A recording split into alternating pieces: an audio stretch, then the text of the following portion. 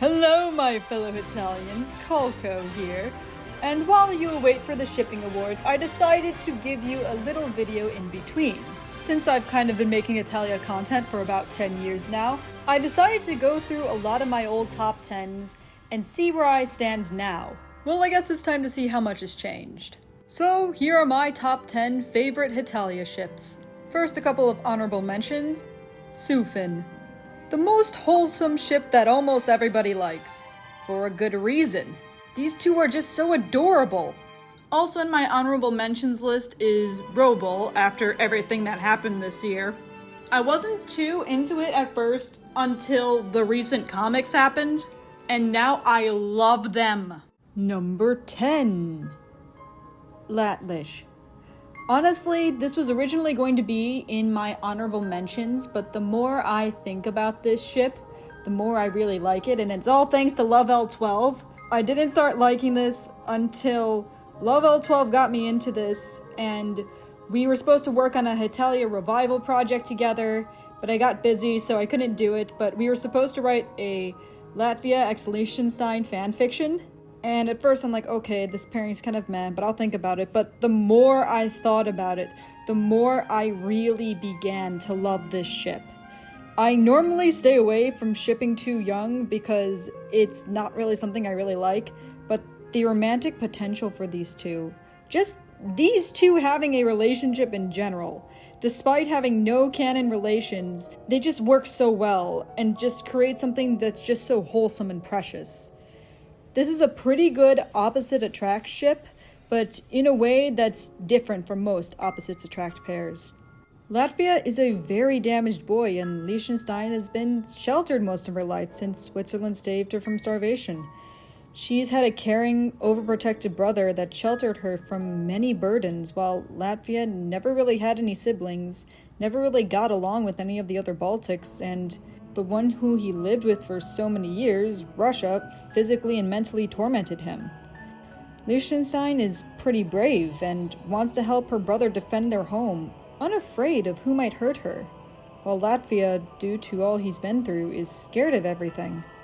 Lastly, Liechtenstein is very rich and well off with beautiful landscapes, while Latvia is pretty poor compared to the rest of Europe, with crumbling communist buildings that he's still kind of embarrassed by. Also, with Latvia's early history with Germans, it just makes for a very interesting dynamic. Liechtenstein would be patient and compassionate enough to take Latvia as he is and give him the love and support that he definitely deserves and needs. Meanwhile, Latvia can show Liechtenstein the sadness and despair she avoids by being protected by Switzerland. A relationship between these two would mutually benefit both of them, and I just see this having a lot of potential. Also, it would be pretty funny seeing Switzerland like, "Big brother, put the gun away! I just want to talk to Latvia." Number 9. Rochu. I have a hard time shipping Russia because he's got so much baggage and I can't see him in a relationship, or at least a healthy relationship. China looks like he would tolerate none of Russia's garbage. China looks like he'd be one of the few people that would say, "Hey, these are my boundaries, you will respect them." Both have siblings they want to be on better terms with, they were both communist. The history of their relationship kind of writes itself, and you can even add India in there to make it a love triangle. Historically, their story is full of friendship, betrayal, conflicting relationships, complex feelings, and even helping each other out in tough times. Opposites attract, and with China being more serious and Russia knowing when to let it go and plot your revenge later. China also seems to be pretty good friends with Russia now, whereas he was scared of him in the early comics, and the two often vent to each other. China also has argued with India over who is a better friend with Russia. Not to mention, these two as a duo are incredibly fun to write. Number 8. Taiviet. What can I say? They're just so cute! These two are just absolutely adorable together. Taiwan is always trying to get Vietnam more involved in things, trying to get her to smile, calling her a cutie, giving her a too short costume by accident. Yeah, sure, yes, that was definitely an accident, Taiwan. And Vietnam kinda just seems like she wants to protest, but she secretly enjoys it. She kind of reminds me of a tsundere. And these two are just overall super wholesome. That's why they're up here. Number 7. Pruhan. An old one, but is one that I still enjoy to this day. Forgotten in time, but one of my first ever ships. I love unrequited and one-sided ship stories, and this is one that sparks a lot of interesting dynamics. This is also another one of the confirmed feelings that we actually have in Hetalia, or at least with Prussia's feelings. But I personally feel that Prussia is probably the best one for Hungary because Hungary will never take any of Prussia's garbage, and so he is guaranteed to respect her. Also, Prussia is the only one that both fulfills Hungary's bloodlusts and encourages her to be herself. Even when he found out she was a woman, he still wanted to do the things that they always did with each other. All of this despite years of sexism being drilled into his brain under the Teutonic Knights. He didn't see her as a woman, he saw her as a person. And again, given a lot of history, this ship also tends to write itself. But this is also one of the few ships that we can actually see in the comics and in the anime, and not have to just hopefully wish for. And that's something that's really satisfying. Number 6. Czechoslovakia. What can I say? They cute. They are so cute. I loved this in the manga, but the anime really sold it for me. The anime was total shipbait, and you cannot convince me otherwise. Come on, the anime cut out the whole "it's not a divorce" part. And I swear they purposely write them to be like an old married couple. The producers knew what they were doing. Also, the Velvet Divorce, come on, man. That just writes itself. It's not too far up on my list because there's a chance they could be related, and I don't want to be canceled 3 years in the future if they are. But until then, I'm shipping away! Number 5. Ameripan. One of the first ever ships of mine. This is the best opposites attract ship, in my honest opinion. We just get so much of them, and there's just so much to go off of, and it's really satisfying to see them. There's the whole Japan and America series, and there's the time they live together, the Halloween thing, and there's just so much interaction between the two, and every single interaction they have is so much fun to watch. Also, the United States helped Japan open up to the world. After years of hiding away in his house, America decided, you know what, Japan, you have a lot to offer the world. I'm going to help you get out. Which sometimes that's what people really need. America pushes Japan to be better. And at the same time, Japan helps America be a bit more humble.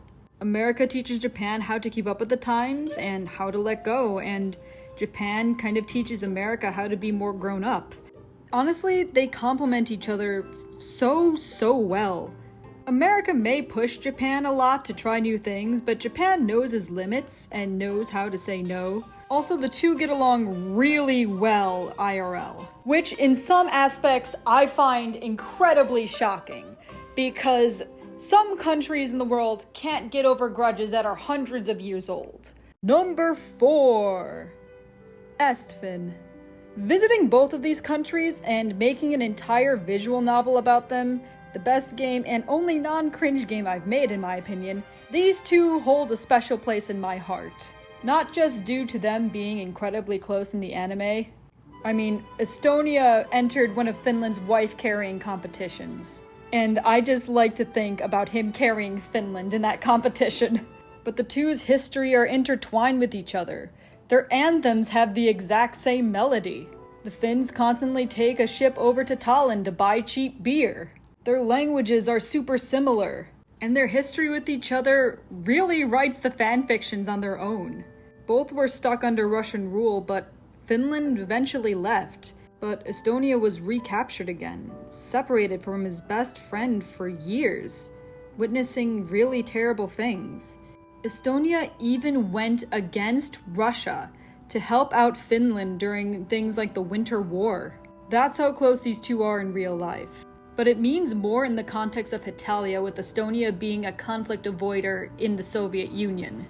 Estonia put himself on the line, going against Russia because he cares about Finland just that much. And then he finally gets out of the Soviet Union and the two are touchingly reunited. And then Estonia sees Sweden's going after his man, and he has to decide between having a deep relationship with Finland and getting into the Nordics, which is something that he finds incredibly important.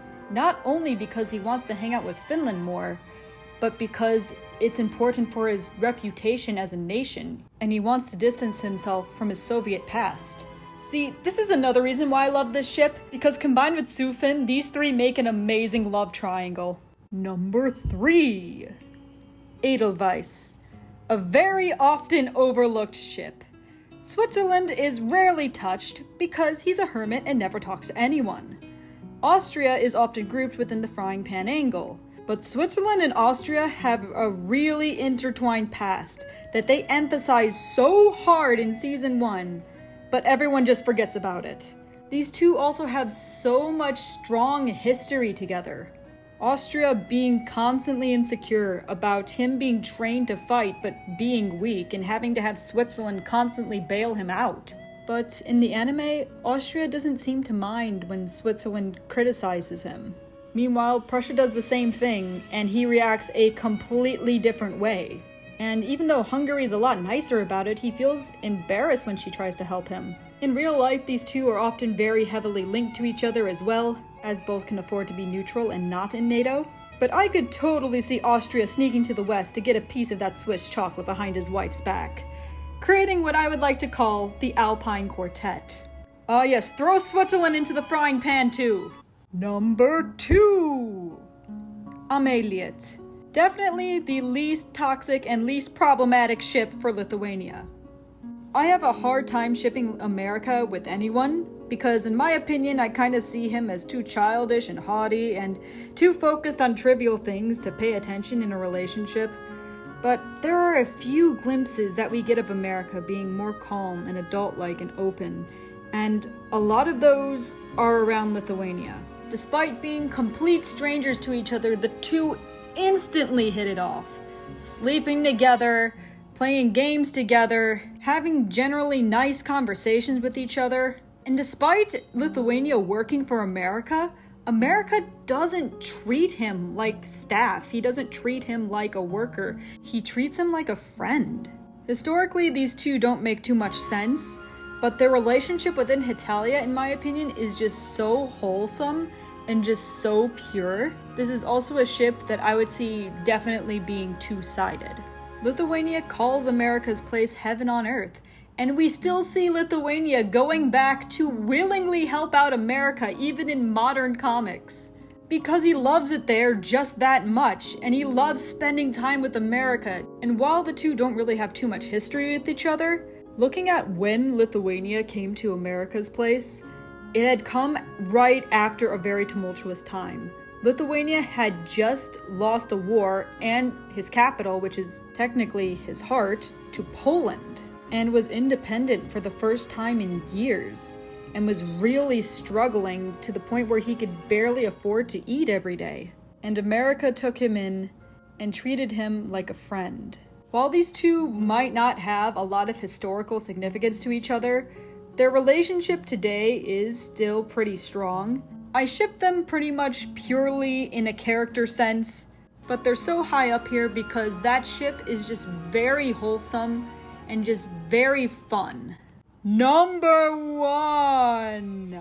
Number 1 is a tie between Lietbel and Lietpol. I love them both. Yes, my favorite ships involve my favorite characters, shut up. I love both of these, but they're for different reasons. First, to Lietbel. This was my first ever OTP, so naturally it has a special place in my heart. This is how you know the shipping awards aren't biased, because my favorite ship has never won a single award. First, let's look at the Hetalia relations. It's confirmed Lithuania has a crush on Belarus, and the two have been on dates. One of which Lithuania got his fingers broken, but vehemently denied, and I'll get to that later. The two are often seen and often implied to be hanging out often. even during the Halloween episode. And in modern times, the two still get along too. And this is my favorite ship that I would ship in modern day. And the only thing I would ship in real life. Okay, I know that sounds weird, but hear me out. As someone who studies this region, seeing these two unite and have good relations is something I would really want to see in real life. Let's go over why. A huge chunk of Belarusian history is Lithuanian history. Their national symbol comes from Lithuania. There's a lot of Lithuanian loanwords. Most of Belarusian history is Lithuanian history. But why I think this ship is so perfect in a modern day context is because Lithuanians and Belarusians kind of have a very special relationship. Belarusians still flee to Lithuania, and the majority of democracy efforts and activists are based in Lithuania.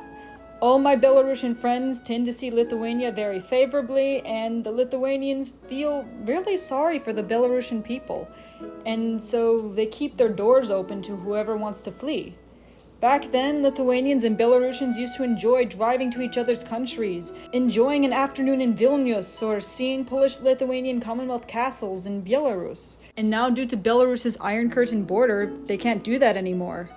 Now, some small towns that used to be just easily walkable to each other are separated right in the middle of a village by a big fence. I went to an event at the Lithuanian embassy, and this is kind of where I'm getting my testimonies from. Lithuania still sees Belarus kind of as a misguided country and always seems to have its arms open whenever Belarus is making progress towards the West. When Lukashenko had a fight with Putin and suddenly decided to cut off Russia, Lithuania was right there to offer its support to import oil for Belarus. Going back to the fingers thing, some people will use this to say, oh, this is a very abusive relationship. But as somebody who studies this region and has written numerous scholarly papers on this region, I can't help but see it this way. Belarus acts that way because due to Russian influence, she sees Lithuania as a threat to Russia, and thus acts with hostility. That date I see as a translation of Lithuania trying to make amends with Belarus, and then Belarus basically saying, no, you joined NATO, you joined the EU, you're dead to me. But Lithuania is still willing to keep his arms open, and tries his best to hope that one day Belarus will have enough sense to finally leave the Ruski Mir. Lithuania is always there for Belarus, both in real life and in Hetalia. He's always very patient with her, and he just seems happy just being in her presence. And after all that Lithuania's been through, I just want to see him happy. Also, the two kind of really complement each other. Like, Belarus could really give Lithuania a really nice backbone so he can stand up to other people, and Lithuania can take Belarus's very impulsive, very aggressive personality and kind of help tone it down. While Belarus may not be the best one for Lithuania, I like to think that Lithuania is the best choice for Belarus. While Lietpol seems like they would be more likely to work out because of their mutual shared interest in each other within Hetalia, I ship it more historically and less today given the connotations of today. This is also my favorite Neotalia ship of all time. I think I would actually prefer Neotalia Lietpol to normal Lietpol because the two are different characters. I see Neotalia Lithuania as this cold, work-oriented kind of person, and Neo-Poland is kind of described as sisterly, so I think they'd be the ideal couple. They would just do very well complementing each other. I love this Neotalia ship so much that I would like to put this ship as a whole in my top. Meanwhile, I see Neo-Lietpol as more of a senpai-kohai or like a sensei-student kind of relationship. I would think that Neo-Belarus would more look up to Lithuania and ask her to teach him to fight and go to her for advice and everything. I would ship Neo-Lietpol in modern day, but I'd be a little bit more hesitant to ship actual Litpol in modern day. But throughout Hetalia, they give us a lot of really good interactions. Lithuania constantly worries about Poland even in modern comics. And while they still have contention in modern day, the two still respect each other in the fight against Russia. In the context of the Polish-Lithuanian Commonwealth, I would ship Lithuania and Poland more than I ship them in modern day. In modern day, things are messy, but back then, this ship works so well. Back in the day, Lithuania hit a low point in his fight against the Teutonic Knights and was on quite a losing streak. He was the only pagan European country left, constantly persecuted by Christian countries around him, knowing nothing but hostility since he was young. And then Poland comes into his life, and despite being a Christian, Poland accepts him for who he is, and for the first time, Lithuania meets a Christian that doesn't want to kill him, and actually shows kindness to him, which may be what started the problems in this relationship. Meanwhile, the normally incredibly shy Poland feels confident whenever he's around Lithuania, and he learns to be a leader. Lithuania enjoys being around Poland so much, he dreams of him, dreams of the times they were together. Even in a place like America's house, he's thinking of Poland. And at that point, he had just gotten his ass kicked by Poland. Poland is big enough to take risks, but Lithuania is the one to keep Poland in check and keep his feet on the ground. The two really complement each other pretty well. In a modern context, I ship Litbil more, but as a history nut, this is my favorite historical ship, hands down. The relationship has highs and lows that just fit so well in history. And that's basically what these two are. Two exes with a lot of history, still not quite over things, putting aside their history to help each other in times of need. Not to mention, we may have actually gotten a comic that may have said that Poland has feelings for Lithuania. And also the angst from this ship, I love the angst and the drama of this ship so much. It's so entertaining. Yes, I am a sucker for angst. Call me trash. Most importantly, this is my favorite love triangle. Mostly because it ties in so well to history. I like to think that the Polish-Lithuanian War was a fight over Lithuania's heart. Literally, because Vilnius, it's a joke. A very crappy history joke. But this really happened! The Litbil SSR actually existed! Yes, that was what it actually was called! In the end, Poland takes Lithuania's capital, Lithuania gets his independence, but Belarus is split into two. And I'd like to think that Lithuania never forgave himself for that. Like I said, this ship just writes itself! Historically, in real life, and character-wise, I love these three. I love writing them, I love reading them, they're just so much fun. I also study these regions, so I kind of have a bit of a bias towards these three. But nevertheless, they are some of my favorite ships to write. And while some aspects of these ships may be kind of problematic, no relationship is without its flaws, and overall, these are the most entertaining ships for me. And that was 1 mark higher on your history test. Thank you for watching.